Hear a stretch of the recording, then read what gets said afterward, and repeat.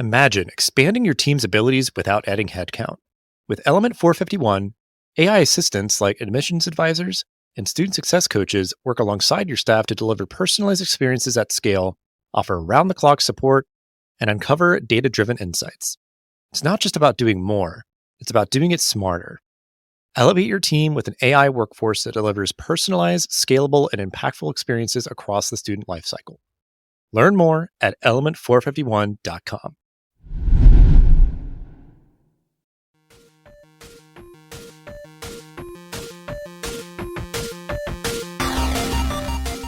Welcome to the Hired Geek Podcast, where each week we explore the impact of EdTech on the student experience with engaging, fun, and relevant conversations that honor the wide range of work happening all across the higher ed ecosystem. I'm your host, Dustin Ramsdell.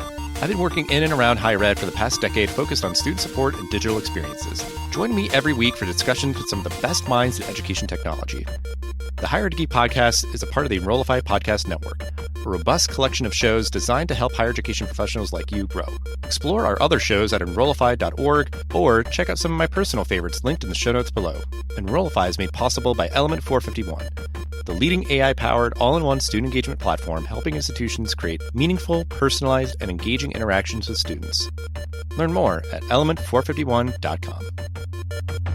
Hello and welcome everyone to this episode of the Higher Ed Geek Podcast, episode number 267 with Dr. Pamela Ellis.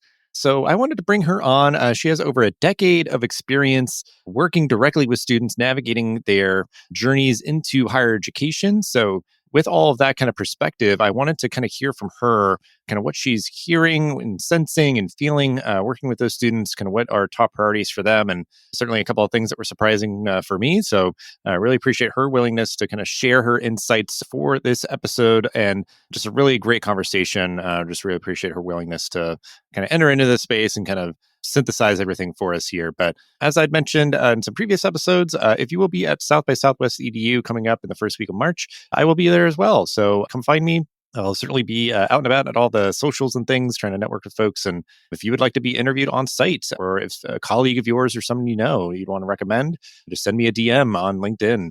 But yeah, just connect with me and we'll get that set up. So just really appreciate you listening to this wonderful episode number 267 with Dr. Pamela Ellis.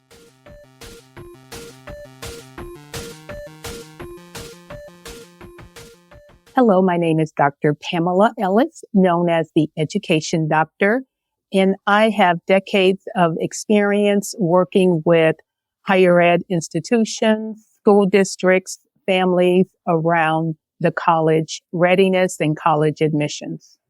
Yeah, I'm really excited to talk to you because I think it's a rare opportunity to have somebody that has a lot of kind of, direct kind of exposure and kind of interactions with students who are navigating the higher ed process right now.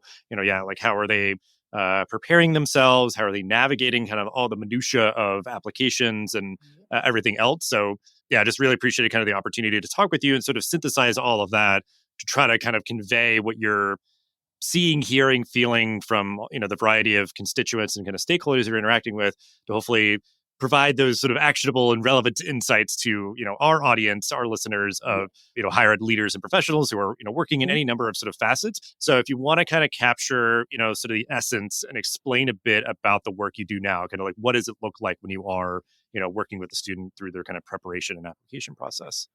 Absolutely. So in working with students, Dustin, we are working with students from ninth grade into their freshman year of college. And much of that work is with their parents as well. And it's really about supporting them with positioning themselves for adulthood. And I know that may sound like, it's a young age to start doing that. But some of the things that we're talking about earlier on around organizational skills, learning how to self-advocate, and starting to think about career interests. So we do have a portion where we are talking with them about different assessment tools that can help them with starting to think about what they want to do after college. And then it's working with them on developing those colleges that are the right fit for them. Because our approach is that there are dozens of colleges that are out there that are a right fit for that teen. And we have our own framework that we use to help them with deciding that. And it's, of course, working with them on their applications as well, coaching them around voice and how to write essays that are going to be compelling and tell their story.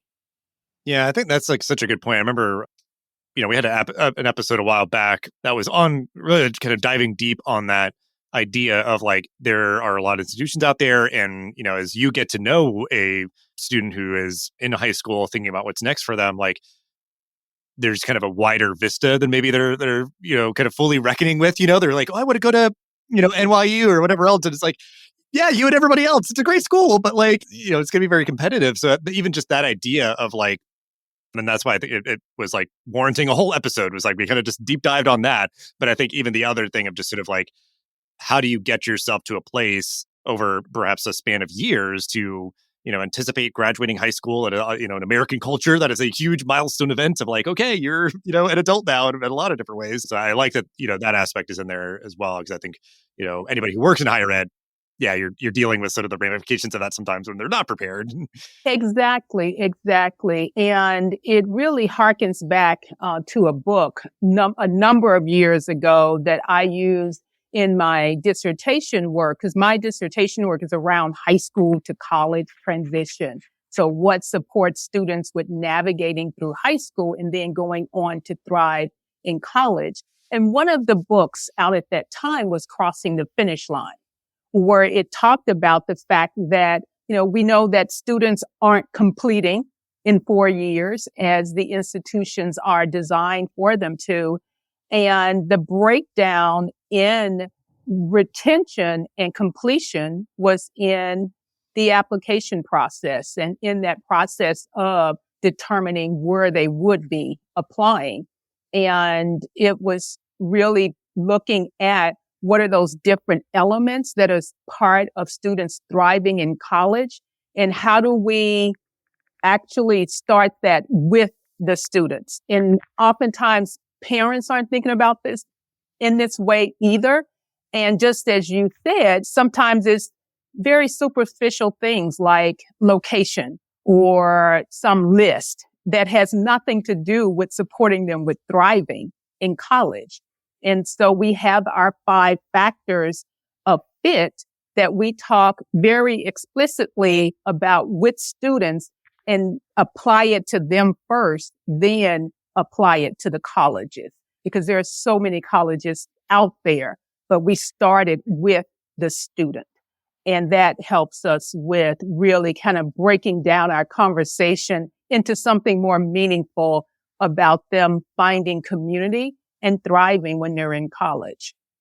I almost don't want to like get ahead of myself, but I think it's kind of the idea of like, you know, students are coming from a lot of different backgrounds and have a lot of different interests and preferences or needs and like all these different things, to where institutions recognizing that like wherever you are and wherever they are, like we're trying to like kind of close those gaps, versus like, a student feeling as though they need to like summit Mount Everest to like graduate from college. Is like, well, wherever you are, your priorities, like what you want to achieve, it could be like maybe commuting is best. Like if living at home is like great and comfortable and easy or whatever else, and you've got a great institution down the road, like don't feel like you need to like move across the country, live residential. And it's like, you're just introducing more challenges, and, certainly learning can happen there as well. But I think it is just like, I guess the idea of like kind of trying to challenge the preconceived notion that I do imagine a lot of students have of like what college is supposed to look like, or what they're, what they think they're supposed to do. And at least just making sure that they're considering like, well, this institution can offer you like, I mean, financial assistance, because that's going to be a hugely impactful factor for certain students. It's like,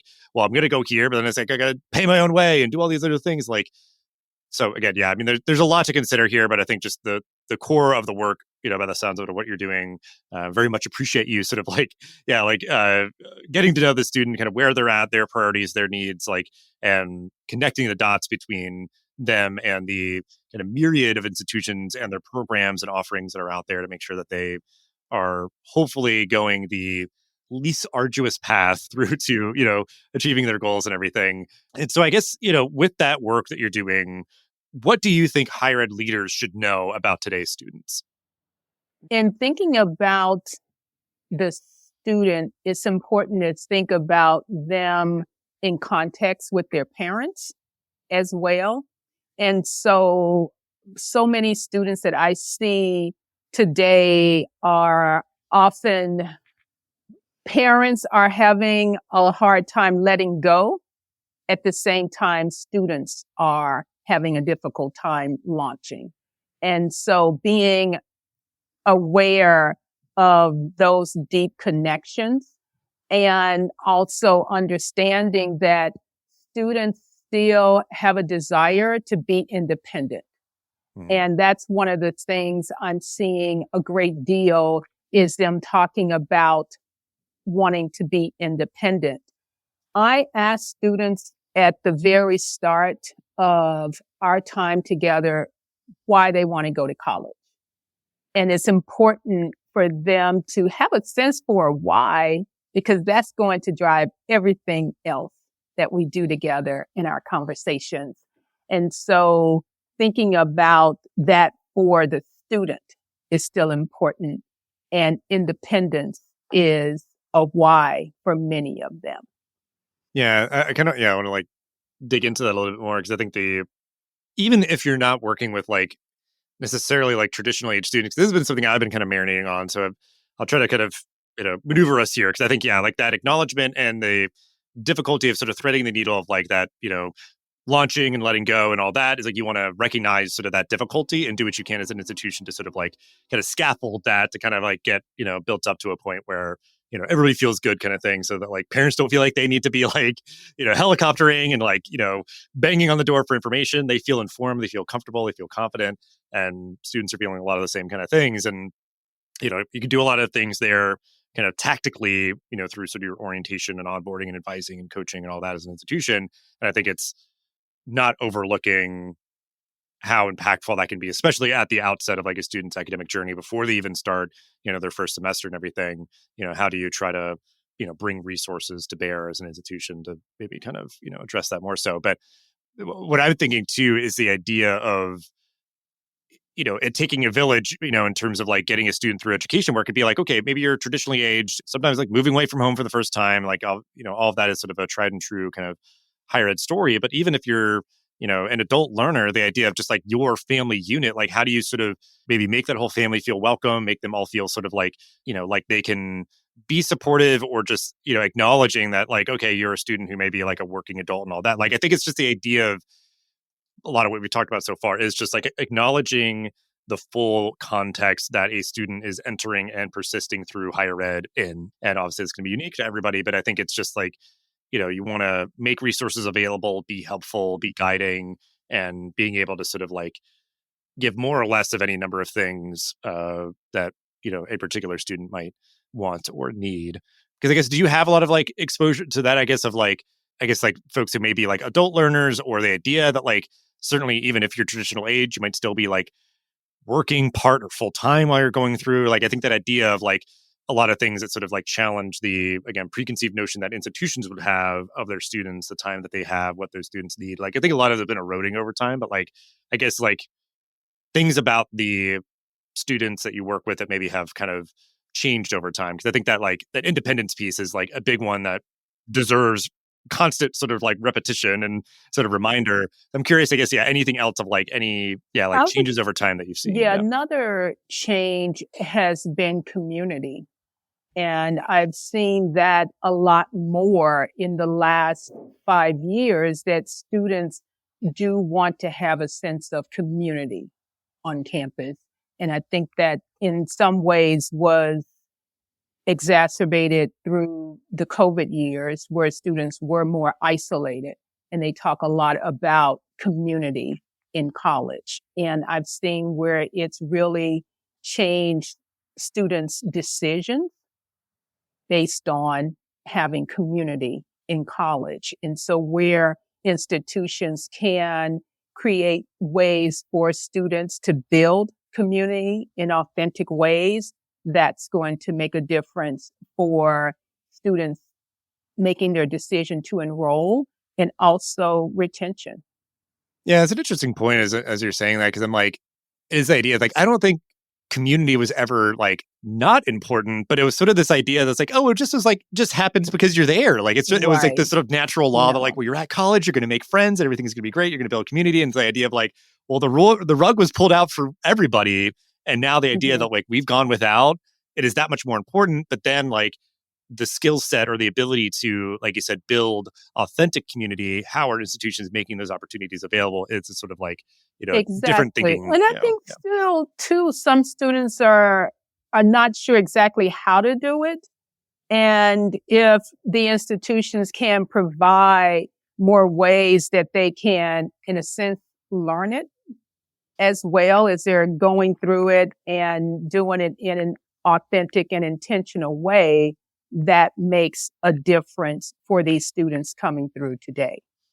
Yeah. And I mean, I think there's a lot of tools and different things for that. And I think it's like the idea of, again, there's not going to be one tried and true way for this, as an institution, but it's like, okay, yeah, I don't know, maybe we're going to use something like Slack or Discord to provide like sort of, self-paced asynchronous like community building. And that can be sort of supplemental in service of coming out to an event and doing whatever else. And if we try to, I'm sure some institutions encourage more like empowering individual like clubs and groups to do their thing versus trying to be like, well, we're all going to the football game this weekend. That's the thing. That's the community thing. Like, some institutions like, well, we don't have sports. So we kind of have to figure out something else that like, builds school spirit and gets everybody together. So, but yeah, like it's like a lot of this stuff, it's like not sort of resting on the fact or the assumption that like community is just this natural thing that sort of just happens and you can kind of like take your hands off whatever else. It's like you do need to kind of guide it and create sort of, kind of catalyzing opportunities for people to, kind Yeah. of build that community and And build, that's where the residential experience is so important for nurturing that and doing it in an intentional and authentic way, where for some students, they can do that in smaller communities and then extend it to the larger type of experiences. Yeah, and I'm going to do a little bit of like a flourish here to kind of segue to my next question because I think I Hmm. absolutely agree. Like the residential kind of college experience, that is like the absolute value of it. Because I think other times it is sort of an equalizing factor of like, hey, well, we're all here, we all walk to the same buildings for class, we don't have to deal with traffic or parking or this or that, the other thing. There's some kind of additional benefits there, but it is just going to be that like kind of like learning lab for like socializing, building community, figuring out your identity, all that. So I'm curious, there's that acknowledgement with your experience working with students, especially, because I think we've kind of passed through sort of the Rubicon as it comes to like digital education, online learning, and everything else, because it was kind of required for everybody. Now we're sort of like on kind of the backslide to see where it kind of sticks for institutions and students and everything. How much does online course, program offerings and stuff matter to the students that you work with? Because I feel like obviously those things would be kind of in contrast to each other. As like we'd encourage students maybe, where community is, that much more important. It's like, well, you need the residential college experience, you need all that. But then I think we've seen other trend lines finally being able to kind of do studies that I feel like are well past the pandemic years. There is increased demand, even from traditional age students, for online course offerings and everything. So it might be like, okay, well, I'm a residential student, but like half my courses are online. Like, have you seen that kind of come up? I was like, well, that's important to me. I want to pursue an institution that has sort of, a strong digital education portfolio, or is that not coming up a lot for you? That hasn't been coming up a lot. Students are taking advantage of some online experiences while they're in college, while they're in high school. I'm sorry. And then for the college experience, they have not mentioned that as an option because for many of them, they are seeking a residential experience, especially in the first year or two. And so that hasn't come up. Struggling to make sense of endless research? At the AI Engage Summit, you'll get a hands on tutorial and meet Notebook LM, Google's AI assistant that transforms complex information like academic papers and lecture videos into content that will engage your target audience. The event is free and virtual. Register now at enrollify.org/engage.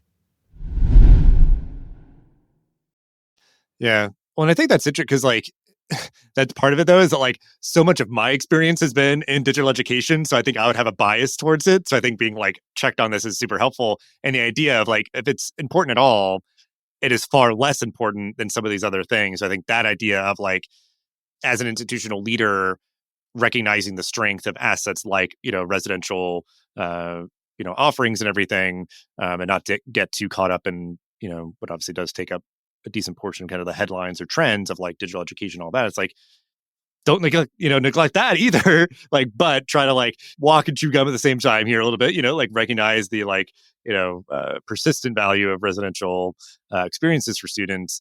And then, making those available for those who want to, I do think is super valuable. And it is a way to just sort of expand. Yes. And students talk, also about wanting to have support services and having services available to them in their college experience. And so that's another area oftentimes I feel is overlooked, but still part of their persistence. Hmm. Yeah. Well, yeah. And I think that's kind of agnostic of what modality you're learning in. It's like support services. Again, it could be like, well, we have all our offices and they're open, 8 to 5 or whatever. It's like, well, how are students like, accessing those resources, maybe digitally or, after hours, whatever it might be, yeah, you just want to be mindful of how students are able to get the support they need when they need it. And so I guess I'm curious then, and this might be another sort of like, you're not, encountering a whole lot, but I think, again, there's been a lot around, like a lot of ed tech companies sort of like ascendant in the area of, bridging digital communication divides with prospective students, like helping students, speak with current students or, build that community beforehand. So have you seen, again, if it's sort of a perspective that you can share of like the change over time or just in this moment, the value and utility of those things of kind of the ways that institutions are trying to bridge these gaps. So yeah, those digital communication pieces, because I think, yeah, again, that's where a lot of focus and trends have been going towards. So I'm curious your take. Yeah, absolutely. And I've seen it on a limited basis in terms of students actually receiving it. And part of it is in some ways being kind of early in the stage of thinking about a college and starting to at least be open to connecting with students on that campus. And so some that have those opportunities available on their website, they may do it on a limited basis.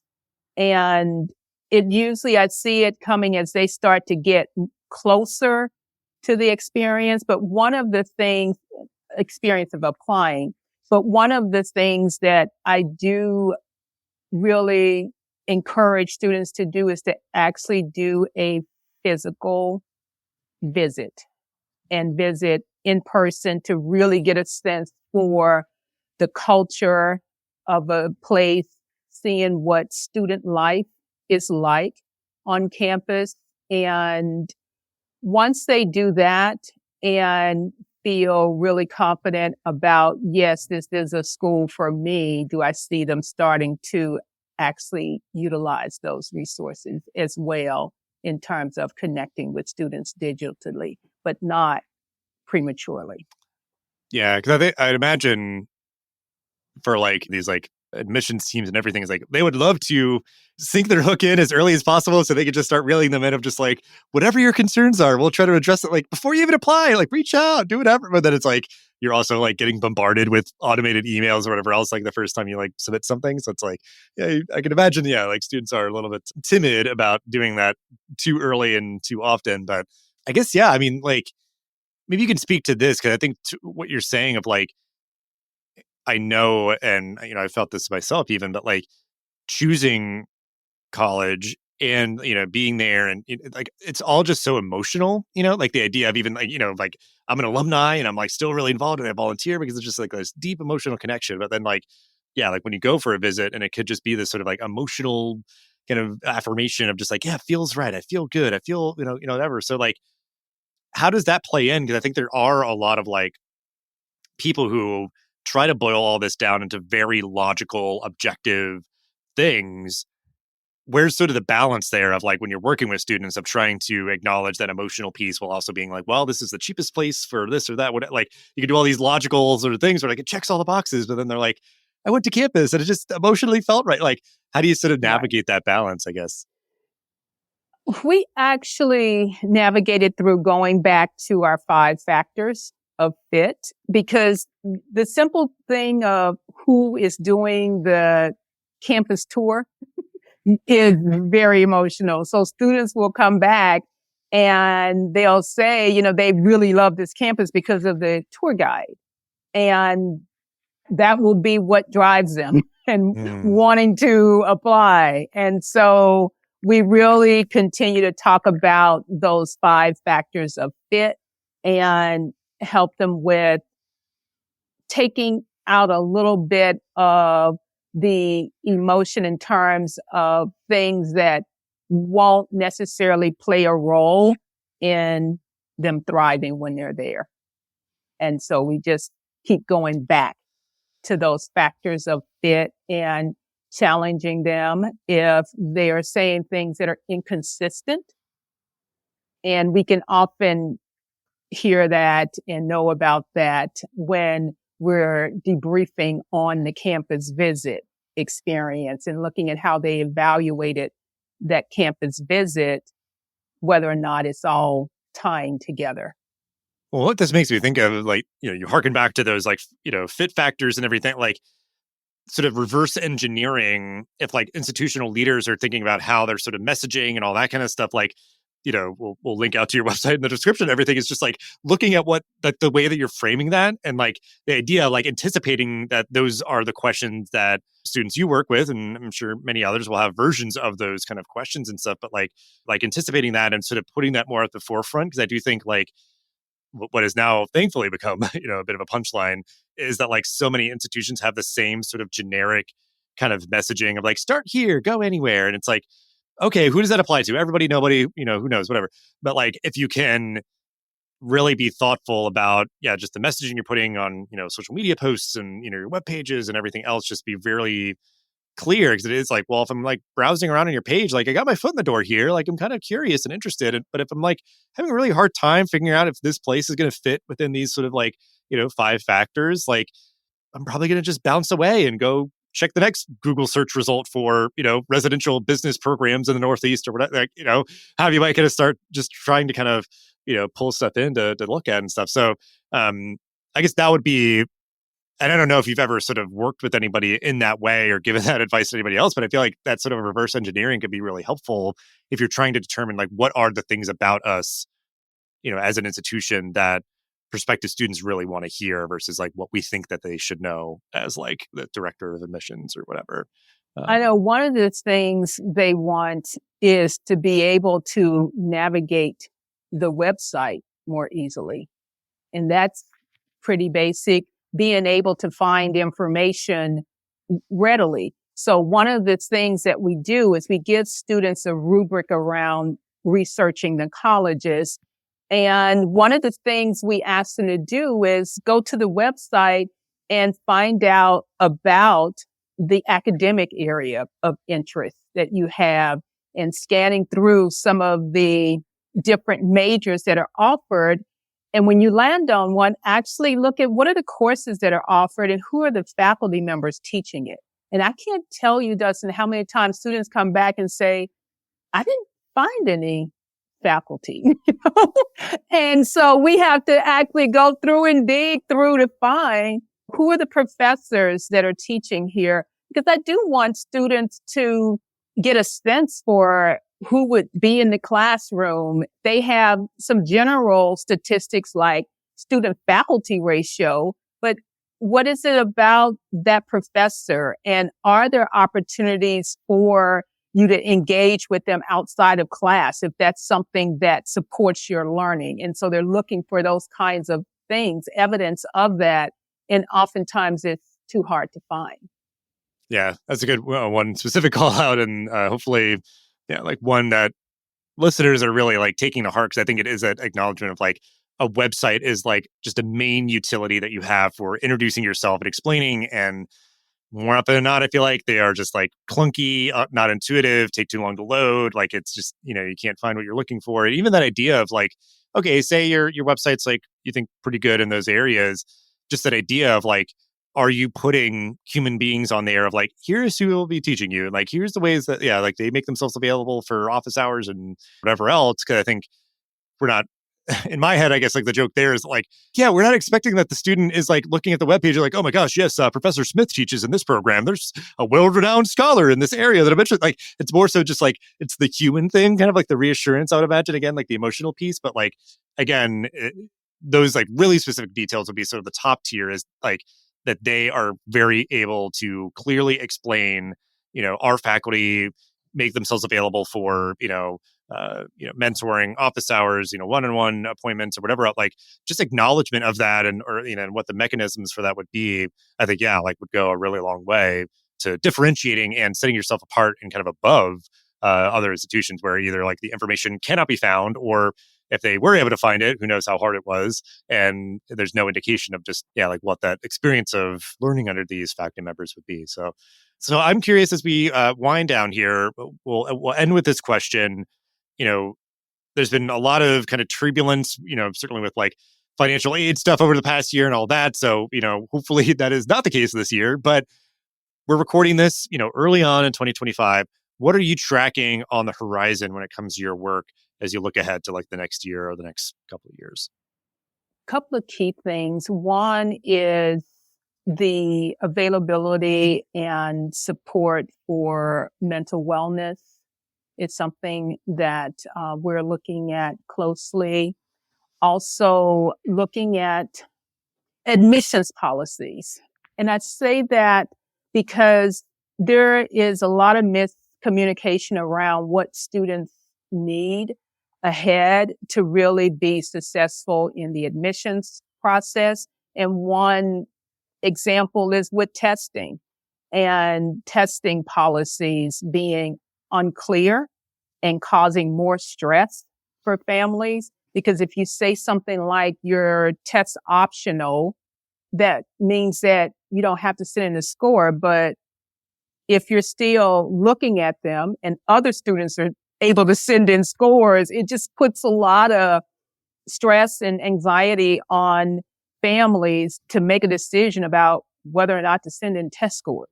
So just saying that we want to see it or we absolutely don't want to see it and we're not going to look at it from anybody who sends them in.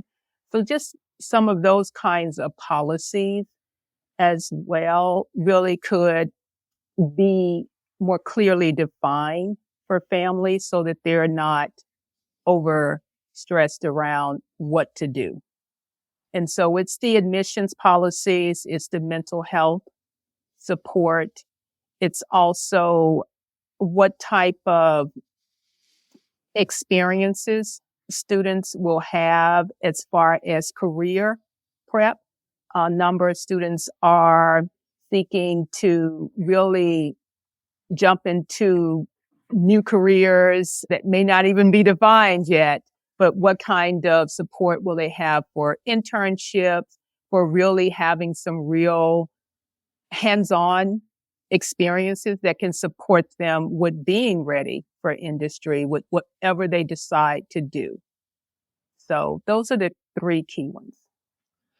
Yeah, and I'd agree. I think it's just so funny though, because I feel like the career thing, a lot of these offices, I think on campuses have been around for a while. I mean, like they were there when I was a student, and that was over a decade ago. So like it is interesting that I feel like we're at this breaking point where like it was a very maybe reactive or passive approach with like kind of career services offices. And now like it is just the necessity of creating experiential learning opportunities, internships, like making those as available to as many students as possible, preferably paid. And like the idea of there's, I think, much more of kind of a mandate for institutions to bolster and strengthen their career services offerings for all of their students and not having it be sort of kind of have and have nots. Cause I feel like sometimes like a school of business, is going to be way stronger in that area than others, but it's like everybody's looking for that. Cause it could be like I was a history major. It's like, I'd probably want to study the same thing now, alternate universe if I was choosing to go to college now, but I would still want to get like practical skills and learning opportunities so like then I could bring my sort of kind of critical thinking and mindset to bear in a particular career versus being like, well, you're a history major, so you're going to be, I don't know, work in a museum or work in a library or something. It's like, No, like this is like a valuable skill set that could be used in a lot of different areas. And, again, just making sure people feel like there's a lot of options available to them and having career services offices that are able to sort of enable that. But Mhm. And enable it from freshman year, not that it's only for upperclassmen. right. Yeah. Cause I mean, I was thinking of like, time being the enemy with so many things, the idea of like the test optional thing, if like, you're getting into this like tough position of like, well, we're like looking to apply to these institutions, like we did or did not choose to take the SAT whenever it was available. Like, I think it's hard sometimes to backtrack and be like, oh, maybe if we took the SAT, we'd be in a better position applying to this institution. It's like, well, you kind of had to have known that months ago when you were signing up for the test, and then months earlier when you had to start preparing for the test. Like, time is so much of the enemy. So if you're in that position, be like, oh, it's steps optional. Like, what does that mean? Like, should we? I don't know. Like, is that going to help us, or like, is it just like extra credit or what? Like, that being kind of a very difficult thing of like time, being the enemy there, and then time being the enemy in the sense of like, okay, well, you've enrolled in an institution, you're a first year student. There are a lot of luxuries and opportunities benefited, that you can benefit from as a student. So you want to try to maximize the potential of all that time versus like halfway through your junior year, you're like, oh, I guess maybe I should try to start looking at internships, whatever. So yeah, like how do institutions put things at the forefront, make them accessible to all students all the time, everywhere, whatever modality, all that kind of good stuff. So I think, yeah, all really good things for institutional leaders to be thinking about and working on. And yeah, I just really appreciate you bringing these insights and your experience, and appreciate you, working with all these students to navigate higher education. We need folks like you doing this. So really appreciate you. We'll have ways to connect with you in the show notes, in the description for the episode. But yeah, just thank you so much for your time. Thank you, Dustin. The Hired Geek Podcast is a part of the Enrollify Podcast Network.